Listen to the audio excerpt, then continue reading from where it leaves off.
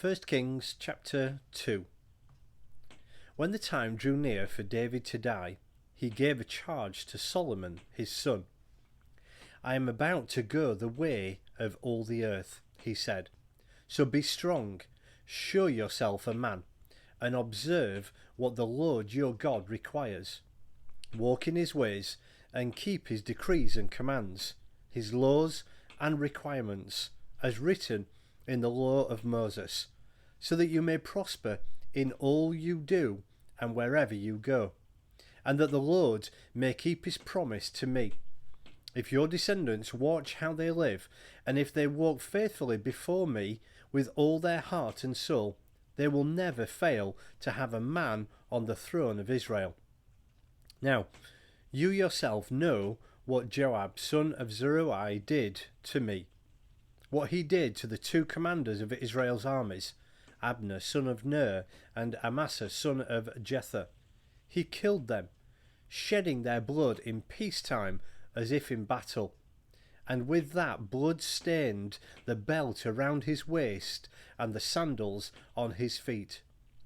Deal with him according to your wisdom, but do not let his grey head go down to the grave in peace.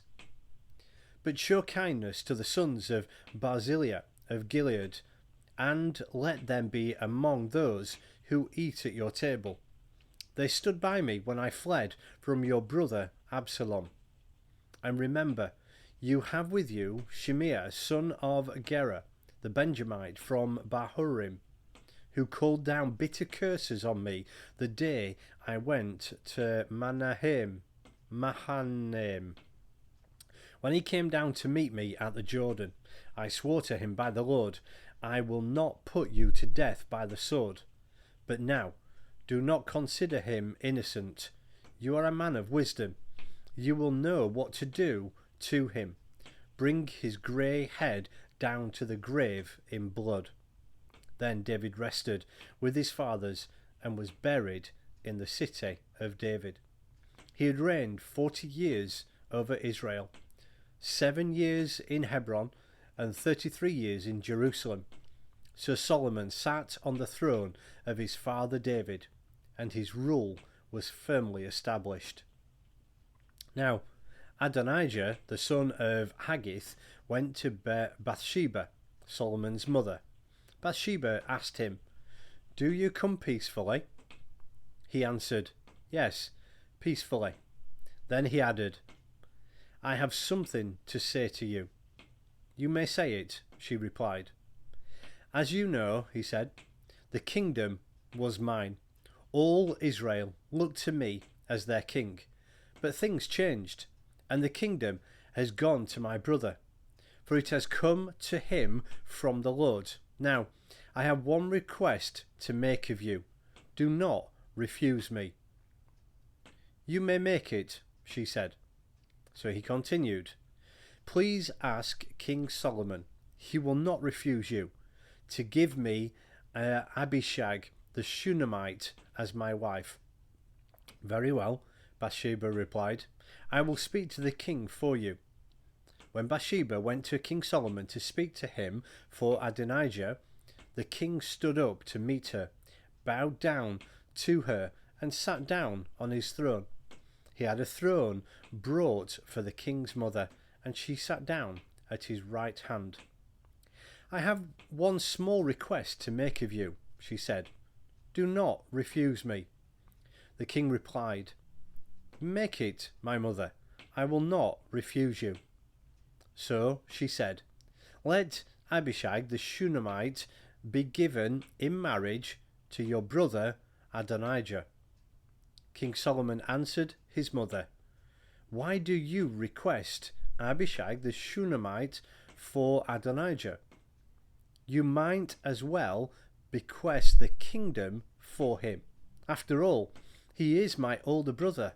Yes, for him and for Abiathar the priest and Joab, son of Zeruiah." Then King Solomon swore by the Lord, "May God deal with me, be it ever so severely, if Adonijah does not pay with his life for this request." And now as surely as the Lord lives, he who has established me securely on the throne of my father David, and has founded a dynasty for me, as he promised, Adonijah shall be put to death today. So King Solomon gave orders to Benaiah, son of Jehoiada, and he struck down Adonijah, and he died. To Abiathar, the priest, the king said, "Go back to your fields in Anathoth. You deserve to die, but I will not put you to death now, because you carried the ark of the sovereign Lord before my father David, and shared all his father's hardships." So Solomon removed Abiathar from the priesthood of the Lord, fulfilling the word of the Lord had spoken at Shiloh about the house of Eli. When the news reached Joab, he had conspired with Adonijah, though not with Absalom. He fled to the tent of the Lord and took hold of the horns of the altar. King Solomon was told that Joab had fled to the tent of the Lord and was beside the altar.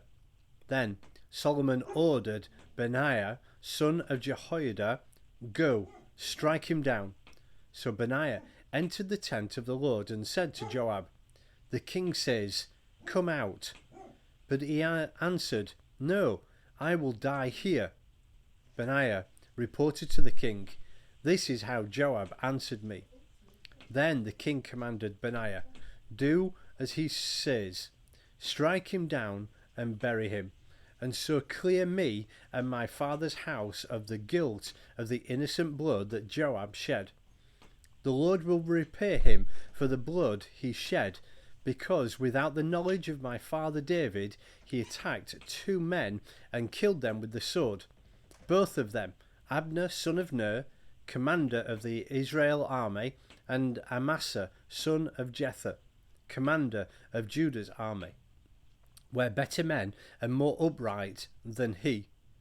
May the guilt of their blood rest on the head of Joab and his descendants forever, but on David and his descendants, his house and his throne, may there be the Lord's peace forever." So Benaiah, son of Jehoiada, went up and struck down Joab and killed him, and he was buried on his own land in the desert. The king put Benaiah, son of Jehoiada, over the army of Joab's position and replaced Abiathar with Zadok the priest. Then the king sent for Shimei and said to him, "Build yourself a house in Jerusalem and live there, but do not go anywhere else. The day you leave and cross the Kidron Valley, you can be sure you will die. Your blood will be on your own head." Shimei answered the king, "What you say is good. Your servant will do as my lord the king has said." And Shimei stayed in Jerusalem for a long time.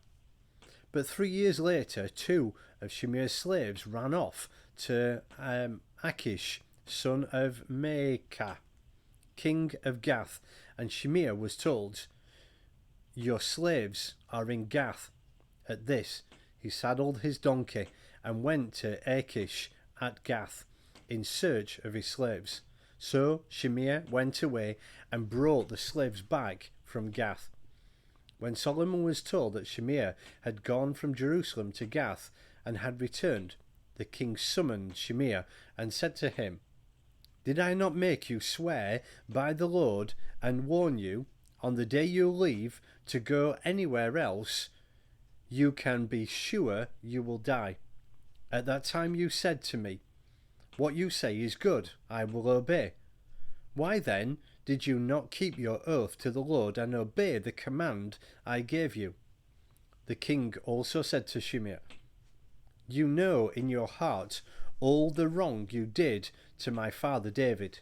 Now the Lord will repay you for your wrongdoing. But King Solomon will be blessed, and David's throne will remain secure before the Lord forever." Then the king gave the order to Benaiah, son of Jehoiada, and he went out and struck Shimei down and killed him. The kingdom was now firmly established in Solomon's hands.